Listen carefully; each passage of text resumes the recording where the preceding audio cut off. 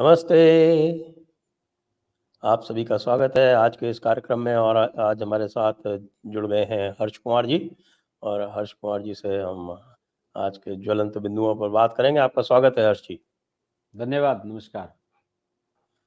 हर्ष जी, मुझे बहुत उम्मीद थी कि ये जो किसान आंदोलन है 2.0 ये पंढेर और डल्ले वाला तो भाग गए थे छोड़ के, और टिकैत ने ट्रैक्टर मार्च का आयोजन किया था, उसकी घोषणा की थी।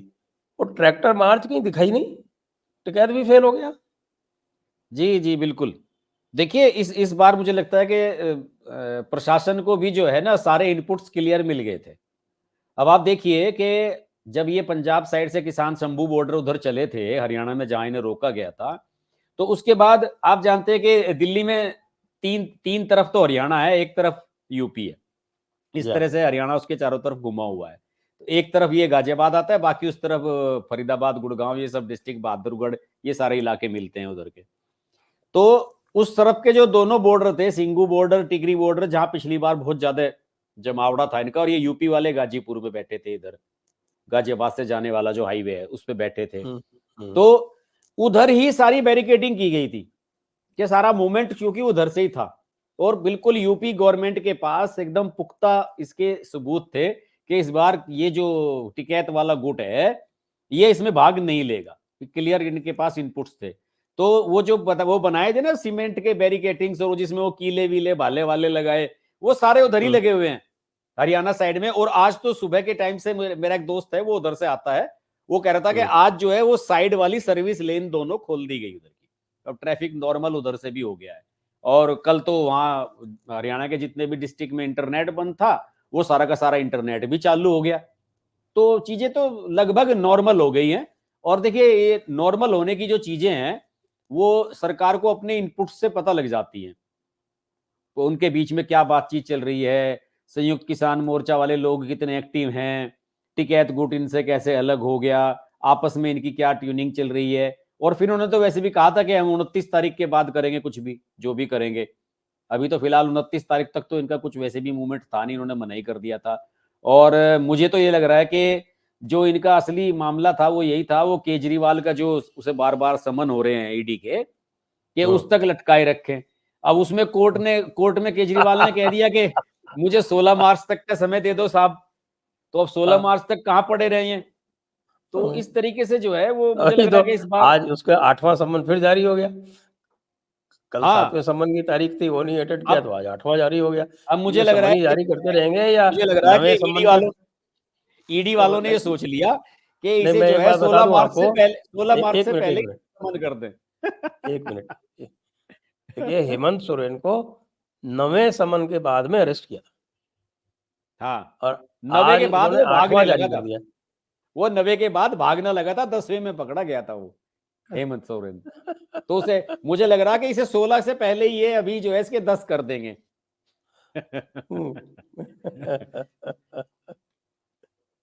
तो जाना तो पड़ेगा, कब तक बचेगा? बकरे की माँ कब तक खैर मनाएगी? हाँ, लेकिन मुझे पता नहीं ये इसमें स्पष्ट नहीं हो पा रहा कि गवर्नमेंट की जो है स्ट्रेटेजी से लेके क्या है। क्या गवर्नमेंट अरेस्ट नहीं करना चाहती, या फिर लोकसभा चुनाव के बाद इसे देखना चाहते हैं। ये क्लियर नहीं हो पा रहा कुछ भी कि सरकार इसे लेकिन किस चले, तरीके अब से सोच। उसी को आंदोलन से रिलेट करते हैं। लेकिन आंदोलन जो है वो एमएसपी पे लेके, उनकी मेन डिमांड एमएसपी थी, हम्म और अब ये डब्ल्यूटीओ पे कॉन्फ्रेंस कर रहे हैं। ये हाँ, क्या हुआ? डब्ल्यूटीओ पे एमएसपी कॉन्फ्रेंस को करने छोड़ लगे। के डब्ल्यूटीओ पे कहाँ से आ गए? पता नहीं क्या इन्हें अचानक ही ये कहां से, मुझे तो ऐसा लगता है कि इसमें जो है ना वो बाहर से इन्हें गाइडेंस मिलते हैं, मतलब बाहर से इन्हें टिप्स मिलती हैं। और इनका इनका जो ये पंधेर है, इसने कल वहां प्रेस कॉन्फ्रेंस की थी, सरवण सिंह पंधेर ने। इसने कहा था कि एमएसपी गारंटी कानून में डब्ल्यूटीओ सबसे बड़ी बाधा बना है, और अमेरिका में किसानों को $85,000 सब्सिडी दी जा रही है, और भारत में $258 दी जा रही है। तो उसने कहा कि इसमें काफी अंतर है, और सरकार पहले भी डब्ल्यूटीओ में एमएसपी पर ज्यादा खरीद के बाद माफी मांगी थी। और उन्होंने कहा कि एमएसपी लीगल गारंटी कानून बनने से महंगाई बढ़ जाएगी, और ऐसा कुछ नहीं है, और वो उससे एग्री नहीं करते। तो इन्हें मुझे लगता है कि बाहर से टिप्स मिलती है कि आपको इस बार ये बोलना है। लेकिन अभी तो बता रहे हैं कि भाई शंभू बॉर्डर और वो जो खनौरी बॉर्डर है हरियाणा और पंजाब के बीच में, वहाँ तो कौवे बोल रहे हैं। तो वही बोल रहे हैं, आज बता रहे हैं कि ट्रैफिक भी उधर से खोल दिया है, साइड में से ट्रैफिक नॉर्मल हो गया है, वहां से आना जाना शुरू हो गया है लोगों का, बिल्कुल नॉर्मल ये है वो तो तो। फिर तो ये तो बहुत बड़ी फेलियर मानी जाएगी जी जी। आम आदमी अभी पार्टी की और कांग्रेस की, क्योंकि ये तो कांग्रेस और आम आदमी का स्पॉन्सर था पूरा इस बार। हाँ, मुझे लगता है कि आम आदमी पार्टी वालों का स्पॉन्सर था और इन्हें उम्मीद थी कि बाहर से भी पैसा आएगा, बाहर से भी फंडिंग होगी इसमें। मुझे लगता है कि बार बाहर से नहीं आ रहा, वहां तो सब पन्नू वन्नू जो है अपनी जान बचाते घूम रहे हैं सब। वहां किसी को फुर्सत नहीं है कि किसान आंदोलन क्या हो रहा है, तो उन्हें अपनी पड़ी हुई है वहां पे। अब वहाँ भी तो वो फेल हो गया ना, वो अमेरिका ने पन्नू को और निज्जर को लेके और भारत को कटघरे में खड़े करने की कोशिश की थी। तो वहाँ तो कनाडा की जो पुलिस है उसने खुद ने कह दिया कि निज्जर के मामले में किसी भी बाहर की हाँ, किसी कंट्री का कोई काम नहीं है इसमें। तो बिल्कुल वो भी बिल्कुल। उनका फेल हो गया। वो पन्नू हाँ का वो। भी जो है वो यहाँ कोई उसको सीरियसली लेता नहीं है। वो तो यहाँ कोई हम्म। भी समस्या होती है उसका क्रेडिट लेने के लिए बैठा रहता है। हाँ, वो कुछ नहीं, वो तो वीडियो मैसेज जारी कर देता है वहां से बैठ के। और वही वही बात है कि जैसे कश्मीर में आपको ध्यान होगा कि जब ये मिलिटेंसी चल रही थी, वहां पे पीक पे थी, तो वहां पे जो भी कोई घटना होती थी तो हर संगठन उसकी अपनी अपनी वो लेता था। आईएम वाले ले लेते थे, कभी तोयबा वाले ले लेते थे, तो इनमें भी होड़ सी मची रहती थी। मुझे लगता है कि ये दिखाना चाहते हैं कि हम बड़ा संगठन है, तो इसलिए हर चीज का क्रेडिट लेने लगते हैं। वरना पन्नू से अब तक वो दो चीजें तो हैं जो पन्नू से कनेक्शन है। वो जो ग्रुप 20 की मीटिंग के समय यहाँ मेट्रो स्टेशन के बाहर वो लिखवा दिया था ना, खालिस्तानी नारे उस टाइप के हम्म लिखवा दिए थे, वो तो हम्म। पन्नू ने कराया था काम, उसका उस पे पास सबूत भी था, उसने उसकी वीडियो रिकॉर्डिंग करा रखी थी। बाकी अब तक तो कुछ पन्नू का अभी कहीं समझ में नहीं आया कि उसने कोई ऐसा बड़ा कोई काम किया हो कि उसका वो क्रेडिट ले ले। तो अब 29 तारीख को ये कह रहे हैं कि हम दोबारा और कुछ निर्णय लेंगे, तो आपको क्या लगता है 29 तारीख को क्या होने वाला है? अब मुझे लग रहा है कि इनसे आम आदमी पार्टी वालों से और केजरीवाल वगैरह से चर्चा हो रही होगी इसमें कि क्या करना है आगे, क्योंकि फंडिंग तो चाहिए, पैसा तो चाहिए ना चलाने के लिए, चलेगा कैसे। इस मुझे लग रहा है कि इसे ये जो केजरीवाल को समन वगैरह हो रहे हैं, हो सकता है कि इसके बारे में इंतजार कर रहे हो कि इसमें क्या आता है। मुझे लग रहा है कि ये 29 से पहले ही ना आ जाए नौवां भी। आज तो 27 में 8वां आ ही गया और पता लगा 29 को नौवां आ गया। जी, तो अब मुझे तो लग रहा है कि ये 29 तारीख के बाद में भी कुछ ज़्यादा होने वाला है नहीं अब। एक बार हाँ आंदोलन को पॉज़ कर दिया जाता है ना, तो फिर लोगों में भी ये संदेश चला जाता है कि फेल हो गया। हाँ, बिल्कुल सही बात है। और देखिए, इसे लेके जो है कुछ इस तरह का माहौल बनाने की कोशिश की गई थी, जैसे वो पिछले वाले किसान आंदोलन में 26 जनवरी को जो दिल्ली पे इन्होंने चढ़ाई कर दी थी, लाल किला वगैरह पे पहुंच गए थे। और आपको याद होगा कि किसानों का ये जो धरना चला था पिछली बार, उस 26 जनवरी वाली घटना के बाद बहुत तेजी से चला था। उसके बाद इसमें जबरदस्त जमावड़ा हुआ था सभी तरफ से।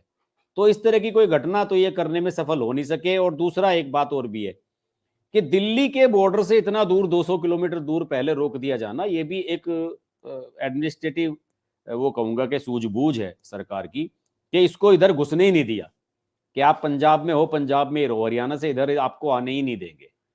उसका भी इसका प्रभाव पड़ा है। दिल्ली पे आ जाने के बाद आप देखिए मीडिया कवरेज बढ़ जाती है, सारे मीडिया वाले सब पहुंच जाते सबसे हैं। बड़ी प्रॉब्लम तो वही होती है। जी, तो वो उससे भी दूर रहे हैं। तो मुझे इसी इसका रीजन मेन मुझे यही लग रहा है कि दो चीजें हैं। एक तो मुझे लग रहा है कि शायद अपेक्षित फंड सपोर्ट नहीं बन पाया, और दूसरा जो मूवमेंट जैसे पिछली बार संयुक्त किसान मोर्चा बन गया था, उस तरह का भी मूवमेंट इसमें नहीं हो पाया जो हरियाणा के और जो इधर के इनके संगठन है यूपी के, वो जो इससे अलग रहे हैं, उसका भी इस बहुत बड़ा प्रभाव पड़ा है। किसी प्रेस कॉन्फ्रेंस में भी इन लोगों को साथ में नहीं बैठे देखा गया। तो एक तरह से वो लोग तो कट ही गए इससे। पिछली बार जो आंदोलन हुआ था, तो उसके जो चेहरे थे, वो कौन थे? एक तो चढ़ूनी राकेश था, टिकैत। नहीं, टिकैत था। राकेश टिकैत बन गया था बाद में, तो वही था पोस्टर बॉय तो इसका। हाँ, बाकी चढ़ूनी भी दिखता था और वो आपका वो उग्रहान था। ये तो सबसे ऐसे तो वो बड़े-बड़े संगठन दर्शन नहीं है। दर्शन पाल आता था रोज, योगेंद्र यादव, ये लोग भी आते थे रोज मीडिया के इनमें से सामने। कोई भी इस बार साथ में नहीं है। कोई भी नहीं है इसमें। योगेंद्र यादव तो भीख मांगता घूम रहा है ना राहुल गांधी के पीछे। कि मुझे वैसे इसमें टिकट दे दो, मुझे एक बात टिकट दे और दो। भी एक बात और भी आई है, और वो ये है कि सारी प्लानिंग ये थी कि इसको कोइंसाइड करेंगे राहुल गांधी की न्याय यात्रा से, और वो जब न्याय यात्रा उत्तर प्रदेश पहुंचेगी उस टाइम पे ये दिल्ली घेर चुके होंगे, तो वो न्याय यात्रा इधर लेके आ जाएगा। इस तरह की कुछ चर्चा हो रही थी, लेकिन वो पूरा का पूरा फेल हो गया, और इसीलिए लगता है राहुल गांधी ने अपनी यात्रा पॉज कर दी, इन्होंने भी अपना आंदोलन पॉज कर दिया। तो मुझे वैसे ये बात मुझे लगता है कि ये कॉन्सिडेंटली है, ये तो मुझे लगता नहीं कि वो होगा, क्योंकि आपको ध्यान होगा कि पिछली बार भी जब किसान आंदोलन हुआ था, किसी पॉलिटिकल लीडर को इन्होंने बुलाया नहीं था, वहां आने नहीं दिया था अपने पास। राहुल गांधी तब भी नहीं गया था, एक अजीत सिंह गए थे, उसके अलावा कोई गया नहीं था, वो भी मंच पे नहीं बुलाया था। तो ये तो मुझे लगता है कि कोइंसिडेंट ही है, वो तो राहुल गांधी थक गए हैं, वो अपना रेस्ट करने के लिए गए हैं बाहर 2 दिन के लिए। का स्पोक्समैन है वो भी कांग्रेस का ही है, ये तो खुल चुकी है हाँ बात पूरी। हाँ, लेकिन आपके आपके राजस्थान से होने वाला है अब तो न्याय यात्रा का शुभारंभ 2 तारीख से। राजस्थान में क्या चल रहा है राहुल की यात्रा को लेके? राजस्थान में तो क्या चलेगा यार, राजस्थान में कोई पूछ ही नहीं रहा। अभी धौलपुर में एंटर हुए हैं, यहाँ से एमपी में एंटर हो जाएंगे। अच्छा, राजस्थान में छोटा समय देंगे, ज्यादा समय नहीं है। क्योंकि एमपी में अभी तक पहुंचे नहीं है ना, इनको एमपी में भी तो जाना है। सही बात कह रहे हो। धौलपुर से ज्यादा इधर से कोटा होते हुए एमपी में, अभी तो रूट ही फाइनल नहीं है। चलिए जी, इनको हाँ, तो रूट ही फाइनल नहीं है, और इसका मुझे लग रहा है कि संजय जी, ये देख लेना आप, राहुल गांधी की यात्रा खत्म होने से पहले वो आचार संहिता लग जाएगी, चुनाव आयोग की प्रेस कॉन्फ्रेंस हो जाएगी, मुझे लग रहा है। मुझे हो सकता है कि इसे पोस्टपोन ही कर दे फिर 5-7 दिन के बाद। मुझे लगता नहीं है बम्बई ये मुंबई तक भी पिछली पहुंच बार पाएगी। 9 मार्च को हुई थी, इस बार सुन रहे हैं कि 9 मार्च तक तो शायद नहीं हो पाएगी, उसके 2-4 दिन बाद ही होगी। 10 या 12 में सुन रहे हैं, 10 या 12 में हो जाएगी प्रेस कॉन्फ्रेंस, मतलब 14 या 15 से पहले पहले की उम्मीद है होने की प्रेस कॉन्फ्रेंस। अब ये बताइए कि राहुल गांधी ने अपनी न्याय यात्रा जो है ये रोक क्यों दी?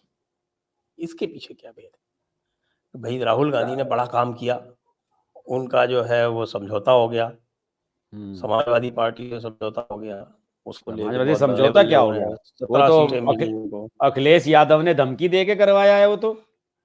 इन्होंने क्या समझौता कर लिया? अखिलेश यादव ने तो कह दिया कि मैं आऊंगा ही नहीं तुम्हारे कार्यक्रम में, और अगर यूपी में ये जा रहे हैं और अखिलेश यादव नहीं आया इनके कार्यक्रम में, तो क्या मतलब था उसका? तो वो तो उसने धमकी दे के जबरदस्ती के साथ ये सीट तुम्हें दे दी, उसने तो जबरदस्ती कराया है इनसे, कराया तो कुछ नहीं है। और मुझे तो लग रहा है कि अब राहुल गांधी की तो मुसीबत और बड़ी हो गई है, और वहां वायनाड राहुल गांधी छोड़ना तो पड़ेगा, वायनाड वायनाड से छोड़ना नीचे। पड़ेगा। वो वायनाड से वो जो है डी राजा की पत्नी है, वो एनी राजा, उन्हें टिकट दे दिया सीपीआई वालों ने। और एनी राजा ने इंटरव्यू दिया है आज, उसमें इंडियन एक्सप्रेस में छपा है। उसने ये कह दिया कि राहुल गांधी की और कांग्रेस की कोई भी इंडिया अलायंस को लेकर कोई स्ट्रेटेजी आपको दिखाई दी है क्या अब तक? कहीं भी हमें बता दो कि हम उनके लिए सीट छोड़े। और उन्हें कहा कि ये सीपीआई की सीट है, हमारे पास पहले भी थी ये सीट, हम इस बार चुनाव लड़ेंगे, पिछली बार भी हमारा कैंडिडेट दूसरे नंबर पे था, हम तो चुनाव लड़ेंगे। अब इसमें देखिए बड़ा टेक्निकल मामला फंस गया है कि अगर राहुल गांधी वायनाड से ही लड़ते हैं तो लोग ये कहेंगे भाई वो भी इंडिया अलायंस की, उसकी सीपीआई की महासचिव महासचिव कुछ पदाधिकारी है नेशनल एग्जीक्यूटिव की, एनी राजा भी, और आप अपनी पार्टी के सीनियर लीडर हैं ही राहुल गांधी, ये बताओ इंडिया अलायंस वाले एक दूसरे के खिलाफ लड़ रहे हैं, परसेप्शन भी खराब हो जाएगा वहां इंडिया अलायंस का।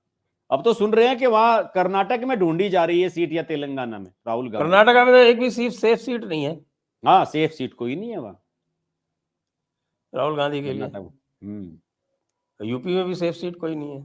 यूपी में तो है ही नहीं खैर, और मुझे लगता है कि वायनाड से सेफ सीट कोई हो भी नहीं सकती थी।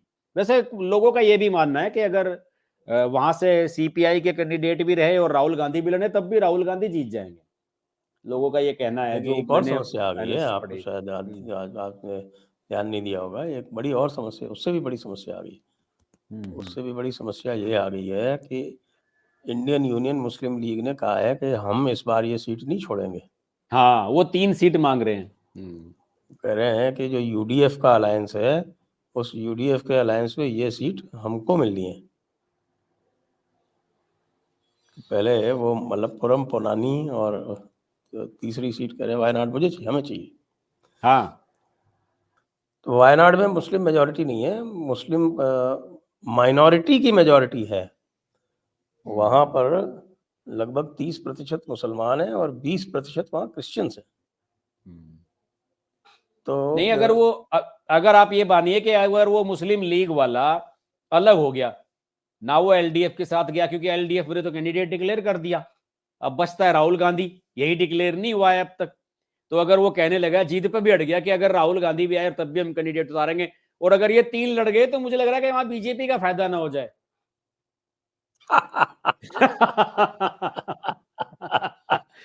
तो कहीं बीजेपी का चांस लग जाए वहां, और पता लगा कि 4 लोगों में मुसलमानों के 1-1 लाख वोट 3 जगह बट गए, तो बीजेपी वाला ऑलरेडी जो है फाइट में आ जाएगा ना।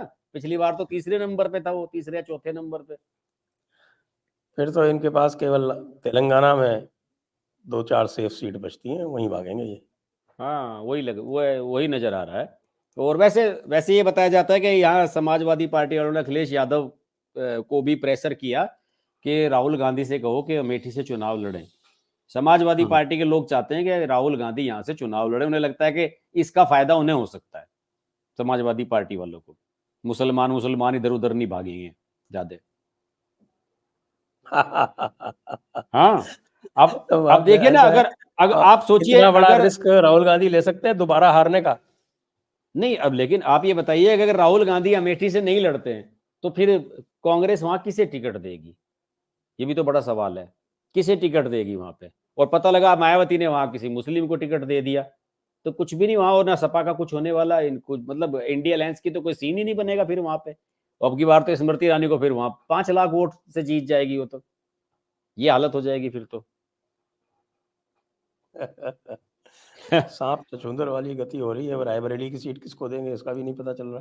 ये भी पता नहीं चल रहा है किसे लेंगे। लोग ये कह रहे प्रियंका का, मुझे लग तो रहा नहीं कि प्रियंका को, मुझे तो लग ही नहीं रहा कि प्रियंका को चुनाव ही लड़ाएंगे शायद, ये कहीं से चांस नहीं लग रहे मुझे चुनाव लड़ने के वो तो प्रियंका बीजेपी ने गांधी। तैयारी कर रखी है कि अगर प्रियंका लड़ेगी तो फिर वो कंगना रनावत को देंगे टिकट। कंगना रनावत यूपी से लड़ेगी, कुछ जमती नहीं है बात। कंगना रनावत का मुझे लग रहा है कि या तो कहीं उधर महाराष्ट्र से ही होगा या फिर हिमाचल प्रदेश से लड़ेगी। मुझे तो लगता है कि कंगना रनावत का इतना वो नहीं है, लेकिन हाँ वो वहाँ जो लोकल वो अदिति सिंह है, या हाँ, अदिति सिंह की काफी चर्चा है। अदिति हालांकि सिंह अदिति सिंह वहाँ की की बता लोकल रहे कि एमएलए। लोग ये कह रहे हैं कि अदिति सिंह लोकसभा का चुनाव पता नहीं हैंडल कर पाएगी या नहीं, ये भी बात है।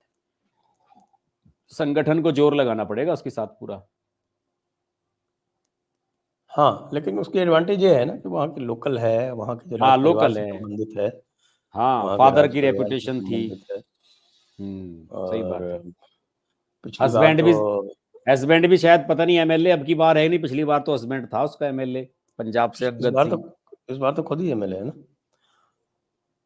तो ये तो बात ये हो गई। अब ये बताएं कि आम आदमी पार्टी और जो इनका जो कांग्रेस का जो समझौता हुआ है दिल्ली में, उसका क्या इम्पैक्ट आने वाला है? दिल्ली का इम्पैक्ट कुछ नहीं आने वाला है। अब तो सीधा वहां तो सीधा फार्मूला है, बीजेपी को 50% से ज्यादा वोट मिले थे, और इन्हें 22% मिले थे कांग्रेस को, और इन्हें 18% मिले थे आम आदमी पार्टी वाले। तो दोनों मिला के, वैसे भी अगर पिछली बार के दोनों के जोड़ दिए जाए, ये तो तब भी नहीं पहुंच रहे वहां तक। और आपको पता है कि जब इस तरह से ये वोट मिलते हैं, तो उसमें एंटी इनकम्बेंसी वाला वोट जो है वो दूसरी जगह शिफ्ट हो जाता है दोनों ही पार्टियों का। तो मुझे तो लग रहा है कि अब की बार बीजेपी 60% के आसपास तक, 55 या 60% आसपास पहुंच जाएगी यहाँ पे। और फिर बीजेपी वालों की तो यहाँ एक वो भी थोड़ी सी बन चुकी, इस बार कह रहे कि 7 के 7 टिकट बदल रही है बीजेपी। ये बड़ी जबरदस्त अच्छा, चर्चा है दिल्ली में। हाँ, साथ के साथ। 7 के 7 बदल रहे हैं। इसमें शायद बस फिलहाल जितने भी हैं इनमें शायद प्रवेश वर्मा का बचा रहेगा, बाकी कह रहे हैं कि 7 के 7 बाकी 6 बदल जाएंगे। तो मनोज तिवारी के बारे में तो ये कहा जा रहा है कि मनोज तिवारी को इस बार बिहार की बात कर ली गई है कि भैया आप बिहार जाओ, तो वो बिहार से लड़ेंगे। और रमेश बिधूड़ी से बताया जाता है कि मोदी जी नाराज हैं, और मोदी जी ये चाहते हैं कि इस बार साउथ दिल्ली से एस जयशंकर चुनाव लड़ें। नई दिल्ली सीट है, वहां से मीनाक्षी लेखी की जगह ये कहा जा रहा है कि बांसुरी स्वराज, सुषमा स्वराज की बेटी जो है उसका नाम चल रहा है। और वो जो नॉर्थ वेस्ट वाली जो है, वो जो रिजर्व सीट है इनकी, जिससे हंसराज हंस है, वो वाली से वो जो प्रीता हरित, वो क्या है, वो जो कांग्रेस के टिकट पर आगरा से चुनाव लड़ी थी, IRS अफसर हैं जो, उसकी चर्चा है, वो चुनाव लड़ेगी। गौतम गंभीर वाली सीट पे भी प्रत्याशी बदले जाने की चर्चाएं हैं, क्योंकि गौतम गंभीर तो अब उसका KKR से जुड़ गया, शाहरुख खान की टीम से, तो उधर चुनाव लड़ेगा या वहां उसमें IPL खेलेगा, IPL खिलवाएगा। तो मुझे लगता है कि गंभीर का तो चांस ही नहीं बनता इस वैसे बार भी वो बिल्कुल भी तो चुनाव लड़ने का। IPL में ही ज्यादा बिजी रहता है, उसको वहीं जाने दें तो ज्यादा ही ठीक है। हाँ, बिल्कुल बिल्कुल। तो उसकी उसको लेके यही चर्चा चल रही है कि गौतम गंभीर का भी कोई ऑप्शन तलाशा जा रहा है। और चांदनी चौक से बड़ी जबरदस्त र्यूमर है कि अक्षय कुमार से बात की गई है कि भाई आप लड़ लो चुनाव, बीजेपी वालों ने, अच्छा। क्योंकि ये हाँ, अक्षय कुमार का जो पेरेंटल घर है वो चांदनी चौक में है, दिल्ली 6 में है उसका घर। तो अच्छा। उससे बताया जा रहा है कि उससे भी हाँ कांटेक्ट हुआ है उससे। और दिल्ली में जो है फिल्म स्टारों का लड़ना, संजय जी आपको पता है कोई नई बात नहीं है। राजेश खन्ना लड़े हैं और भी मनोज तिवारी लड़े हैं, यहाँ पे अक्सर लड़ते रहते हैं इस तरह के लोग, क्रिकेटर, खिलाड़ी, फिल्म स्टार। तो ये सब चर्चाएं हैं यहाँ, तो लगभग सभी सीटों पे नए चेहरों की चर्चाएं चल रही हैं कि टिकट बदले जाएंगे ज्यादातर। वो उदित राज है, वो कांग्रेस में पहुंच ही गया, वो हंसराज वाले हंस वाली सीट से टिकट मांग रहा है, शायद उसे मिल भी जाए, वो सीट गई भी है कांग्रेस के खाते में। और उदित राज एक सर्वे की आया तो इस है बार उदित राज की तो जमानत जब्त हो जाएगी उसको तो। अभी एक सर्वे आया है, इसमें आम आदमी पार्टी वालों ने एक इंटरनल सर्वे कराया है। ये जो इधर दिल्ली शादरा, इधर यूपी से गाजियाबाद से लोनी से लगती हुई सीटें हैं दो इनकी, नॉर्थ वाली, नॉर्थ वेस्ट वाली, कौन सी दो सीटें हैं ये, इन दोनों सीटों का जो इन्होंने सर्वे कराया, इसमें ये बताया कि साहब योगी का इंपैक्ट बहुत है यहाँ, क्योंकि यूपी के लोग रहते हैं वहां बहुत ज्यादा। ये इंडियन एक्सप्रेस ने एक स्टोरी भी छापी है अभी 2-3 दिन पहले, कि यहाँ पे एक सर्वे कराया गया है कि इसमें अलग अलग लड़ा जाए। आम आदमी पार्टी वालों ने सर्वे कराया इस बात का कि हम कांग्रेस अच्छा। के साथ जाएंगे तो हमें कौन सी सीट लेनी चाहिए, और अगर अकेले लड़ेंगे तो हमारी क्या स्थिति बनेगी। तो वहां पे तो ये निकल के आया है कि जहां ये यूपी का टच है, वहां योगी का इतना इंपैक्ट है कि अगर 2 रोड शो होंगे ना, तो वो सीट सब एक तरफा, वहां यूपी के लोग योगी को वोट दे, योगी के नाम पे बीजेपी को वोट देंगे वहां। तो इन्होंने सोचा कि भैया छोड़ो, इसका पीछा छोड़ दो, कांग्रेस कांग्रेस को दे दो ये सीटें। तो यहाँ तो बुरा हाल है इनका दिल्ली में। एक चर्चा तो ये भी चल रही है कि साहब की ये जो इन्होंने सीट हरियाणा में दे दी आम आदमी पार्टी को, उसको लेके हुड्डा जी जो है वो बहुत नाराज है। और कुछ नहीं, तो कह रहे हैं कि वो साहब तो की नाराज है। हुड्डा जी जो है वो भी आ सकते हैं भारतीय जनता पार्टी। ना वो तो नाराजगी है। खैर ये बात तो बहुत मुझे बड़ी काल्पनिक सी लगती है कि हुड्डा भारतीय जनता पार्टी में आ जाएं। हुड्डा के लिए सबसे बेस्ट ऑप्शन तो हाँ, हुड्डा के लिए तो बेस्ट ऑप्शन यही होगा कि वो अपनी पार्टी बना लें, तो भी वो बेटर पोजीशन में रहेंगे। इन IND वगैरह से तो बढ़िया पोजीशन में रहेंगे, वो अभय चौटाला वगैरह से तो बढ़िया पोजीशन में है हुड्डा, अगर अपने दम पर अगर चुनाव लड़ने की वो सोच लेंगे तो। लेकिन वो तो पता नहीं कैसे ये कह रहे कि एक सीट दे देंगे, वो तो एक भी सीट देने के लिए तैयार नहीं था। योगेंद्र यादव कह रहा है कि मुझे कांग्रेस वालों से क्या मुझे टिकट दिला दो, वो कांग्रेस से योगेंद्र यादव को टिकट देने के लिए तैयार नहीं है हुड्डा। तो पता नहीं आम आदमी पार्टी को सीट कैसे दे रहे हैं, ये समझ में नहीं आई बात। या तो अभी हुड्डा की सहमति हुई नहीं, ऊपर ऊपर से बात हुई है, ऑफिशियली कुछ डिक्लेयर हुआ कि ऐसा कोई कैंडिडेट वगैरह सामने आ जाए नहीं, वहां से, हरियाणा से। और उधर गुजरात में जहाँ इनका कुछ भी नहीं है, वहाँ पे इन्होंने समझौता कर दिया और वहाँ पे अहमद पटेल के परिवार ने विद्रोह भी कर दिया। वैसे संजय जी, अहमद पटेल के परिवार के विद्रोह करने से कुछ होता तो है नहीं। अहमद पटेल की परिवार, ये कितने, अहमद पटेल को कितने ये तो साल हो गए ऐस चुनाव लड़े। कभी राजीव गांधी के समय में अहमद पटेल चुनाव लड़े थे, ये तो राज्यसभा के लोग थे और राजा राजा टाइप के लोग हैं, इन्हें इनके कहने से कौन वोट देता है वहां। नहीं, एक काम तो हो सकता है ना उनका, तो वहाँ मुसलमानों की अच्छी संख्या है भरूच पार्लियामेंट्री सीट में, कि जो आम आदमी पार्टी वाला वहाँ चुनाव लड़े। अभी तक ये चुनाव लड़ते थे, अहमद पटेल के जो लोग थे वो चुनाव वहाँ लड़ते थे, तो कम से कम 3-4 लाख से हारते थे, जमानत अमानत तो बच जाती थी। ऐसा नहीं हो कि आम आदमी पार्टी की जमानत ही जब्त हो जाए। नहीं, अब की बार अहमद पटेल वाली उसमें वाले में नाराजगी ये है कि देखिए उस टाइम तक तो अहमद पटेल जिंदा थे, 2020 में डेथ हुई थी अहमद पटेल की। तो उस टाइम तो अहमद पटेल जिंदा थे, तो वो खुद लड़े, उनके परिवार का लड़े, या उनका कोई आदमी वहां पे चुनाव लड़े, तो उसमें तो कोई दिक्कत थी नहीं। लेकिन ये बताया जाता है कि जब ये अहमद पटेल की डेथ हुई थी, तो उनका लड़का जो है, अहमद पटेल का बेटा फैसल, वो मिला था राहुल से, और उसने कहा था भाई अब की बार हम चाहते हैं कि हम चुनाव लड़ें। अब वो राज्यसभा वगैरह तो खत्म हो गई थी उनकी, अहमद पटेल के साथ चली गई वो तो वो बताते हैं कि फैजल को जो है अश्योर किया था इन्होंने, राहुल गांधी ने। और अभी भी उसकी बेटी है वो मुमताज पटेल, उसका भी मैं बयान अभी 2 दिन पहले देख रहा था, वीडियो आया हुआ था उसका, तो वो कह रही थी कि अभी कुछ हुआ नहीं है, लेकिन उनका भी हिसाब ऐसा ही है। मुझे तो ऐसा लग रहा है कहीं वो इंडिपेंडेंट ना लड़ जाए कि चलो साहब कांग्रेस इसे भी जीतने नहीं देंगे, आम आदमी पार्टी वाले को भी नहीं, हो सकता जीतना है तो कि वो वैसे भी वहाँ इंडिपेंडेंट किसी लड़ के नहीं, जाए। वो 26 के 26 की सीटें जो है वो भारतीय जनता पार्टी की आनी है, वहाँ तो कोई डाउट है ही नहीं। प्रश्न यही है कि जमानत बचेगी कि नहीं बचेगी। नहीं, अब अगर वो अहमद पटेल की लड़की लड़ गई वहां से तो फिर जमानत कहाँ बचेगी, ना उसकी बचेगी ना आम आदमी पार्टी वाले की बचेगी। फिर तो दोनों की नहीं लेकिन बचेगी। लेकिन गोवा में भी वो साथ साथ लड़ रहे हैं। हाँ, लेकिन लेकिन आप देखिए ना संजय जी, कितनी अजीबोगरीब बात है इस इंडी अलायंस की, कि जो इनके मेन स्टेट्स हैं वहां इन पे समझौते ही नहीं हो पा रहे हैं। 3 ही तो स्टेट थे जहां इन्हें समझौते करने लगे पड़े थे, से ही बात कर रहे थे, बंगाल, केरल और पंजाब, और तीनों जगह ही नहीं हुआ। अब गोवा में जहां हार की सीट है, वो भी हारी हुई सीट है, वो भी तुम दे दो। अब अखिलेश यादव जिन सीटों को पिछली बार उसने मायावती को दे दिया था, वही तो सीटें उसने कांग्रेस को दे दी। तो ये कोई समझौता थोड़ा ही है, ये तो एक व्यवस्था है बना ली इन्होंने कि ठीक है भाई चलो आपको दे दी, कहने के लिए इंडिया अलायंस है। असली बात में तो अलायंस वही होता है ना कि जहां आप विनिंग पोजीशन में हो और आप अपना हिस्से का जो शेयर है वो कितना देते हो दूसरे को। अब पंजाब में तो आप मना ही कर रहे हो साहब, केरल में यूडीएफ वाले अपने कैंडिडेट डिक्लेयर करते चले जा रहे हैं, तो बचा ही कहाँ हिसाब किताब, कुछ बचा ही नहीं इनके पास, कहाँ रह गया इंडिया अलायंस वगैरह।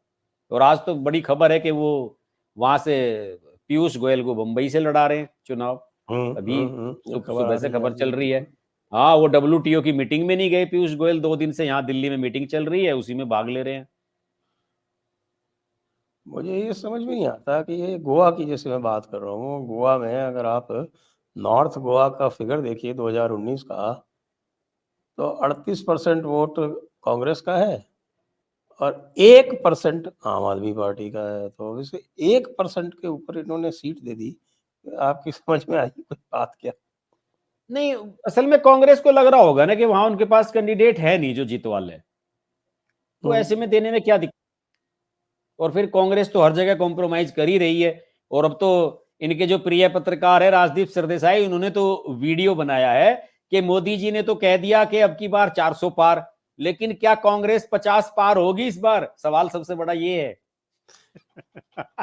बताइए अब तो उसको वो रहा नहीं ना, अब तो वो टीएमसी में डिफेक्ट कर गया है। लेकिन अब वो तो भी वो पक्का आदमी है अब तो संजय जी, अब उसने तो वो अपनी वाइफ के बारे में एक शब्द नहीं लिखा सोशल मीडिया पे या कहीं भी। बिल्कुल जिसे कहते हैं ना यूपी की भाषा में, दिल्ली की भाषा में, कि गूंगी मार दी इस पे, एकदम चुप बैठ गया, गूंगा हो गया बिल्कुल इस मामले में, तो बोला नहीं कुछ।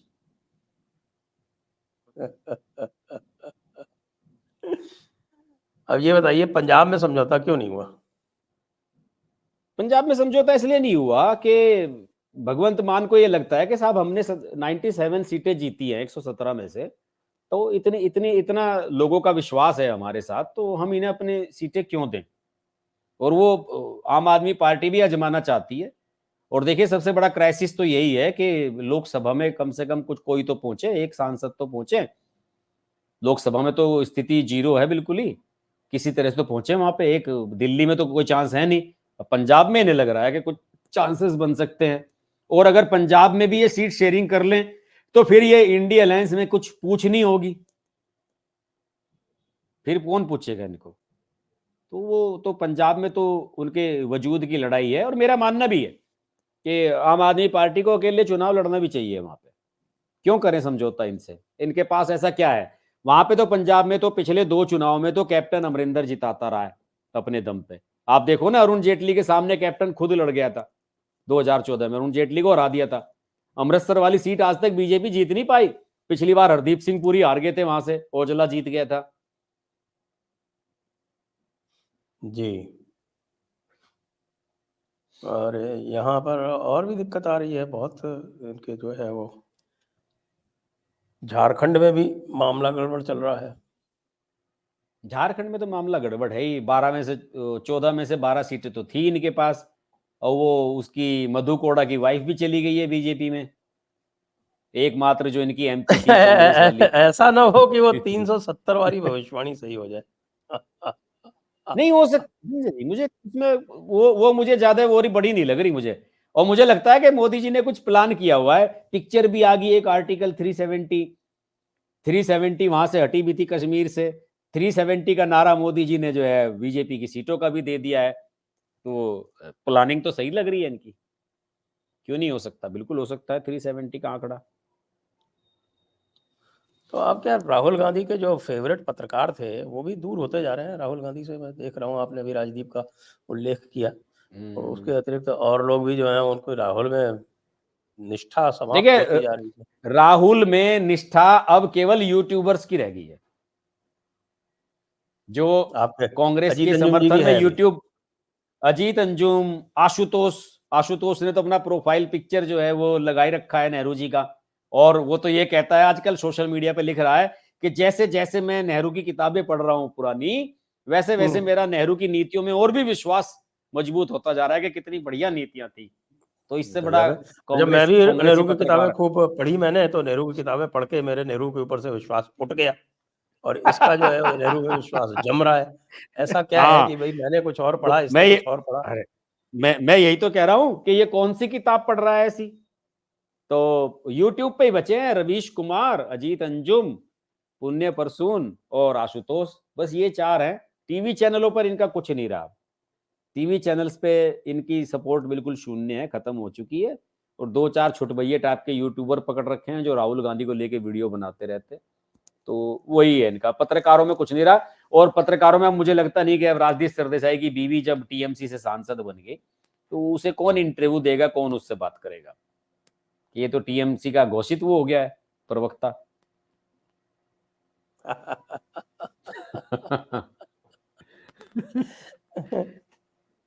लेकिन आश्चर्य की बात यह है कि जो इनके बहुत ही नज़दीकी जो थे, सबा नकवी जैसे लोग, वो भी अब इनमें विश्वास नहीं जता पा रहे हैं। और आपने नीरजा चौधरी का तो देख ही लिया। नीरजा चौधरी तो बिल्कुल ही अलग हो गई।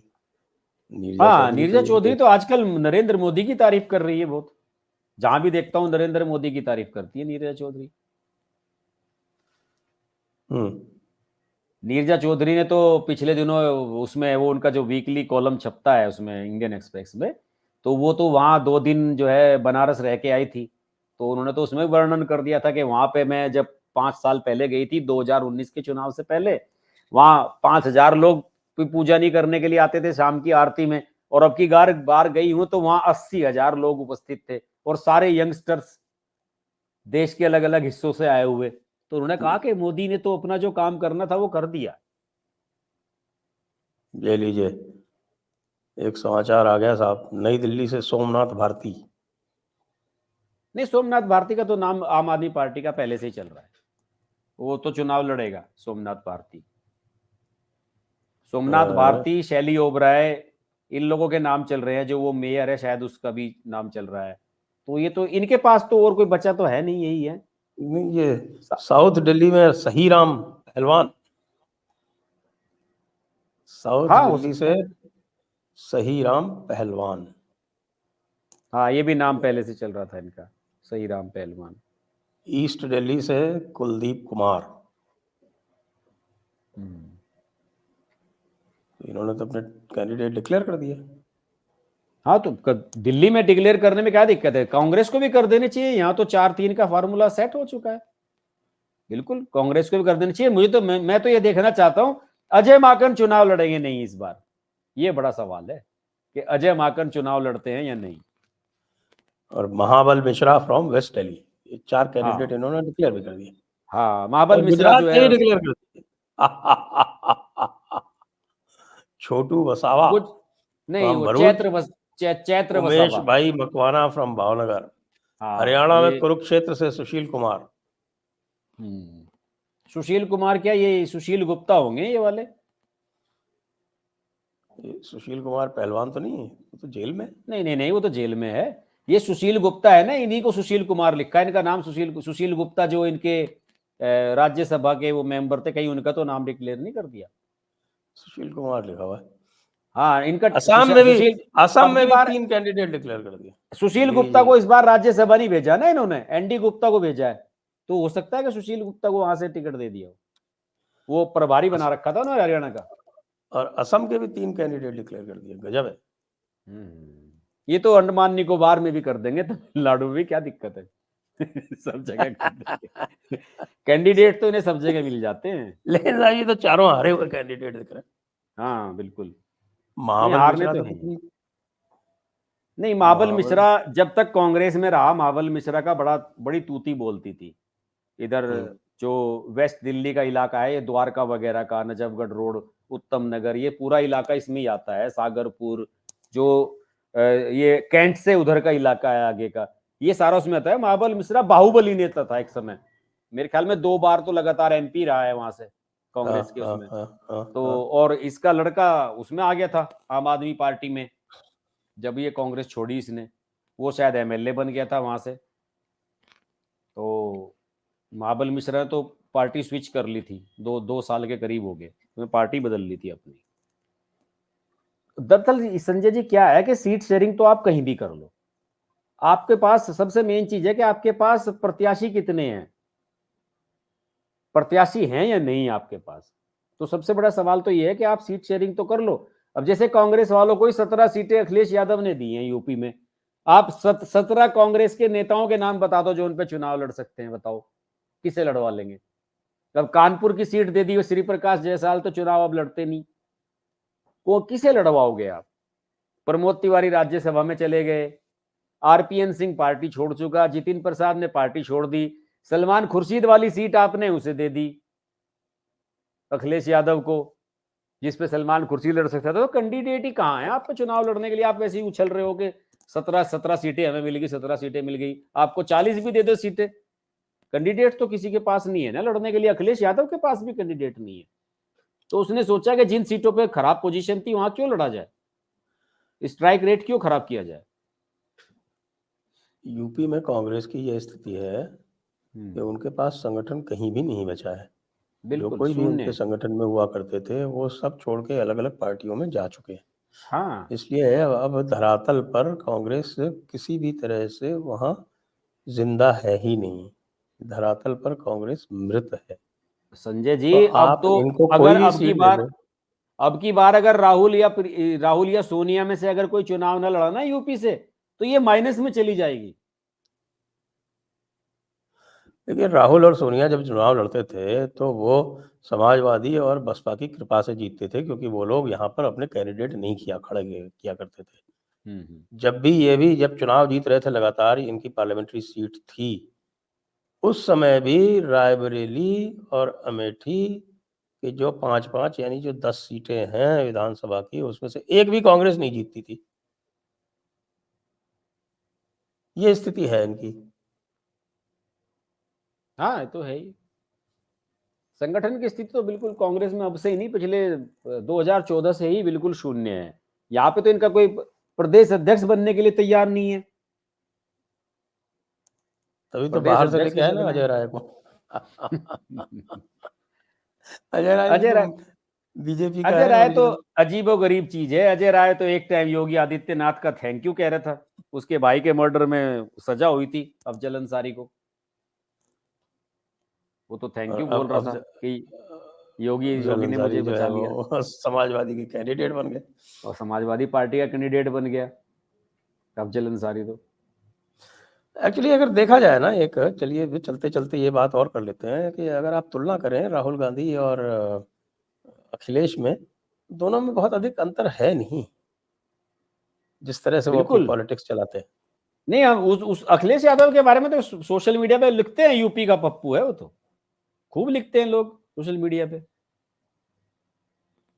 अखिलेश यादव उसी को तरह से कुछ नहीं है। उसी तरह से बर्ताव करता है, लोग छोड़ छोड़ के जा रहे हैं और कहीं हाँ उसका कुछ पता नहीं चलता। बिल्कुल, वो ना किसी से बात करता। अब आपको बताऊं, जो दारा सिंह चौहान था, दारा सिंह चौहान एकमात्र मिनिस्टर था जो समाजवादी पार्टी में गया और जीत गया था 2022 में। स्वामी प्रसाद मौर्य हार गया था, धर्म सिंह सैनी हार गए थे, सारे हार गए थे जितने भी गए थे छोड़ के। वो अकेला जीत गया था, वो 1 साल के अंदर ही बैक हो गया। क्या कंप्लेंट करी थी?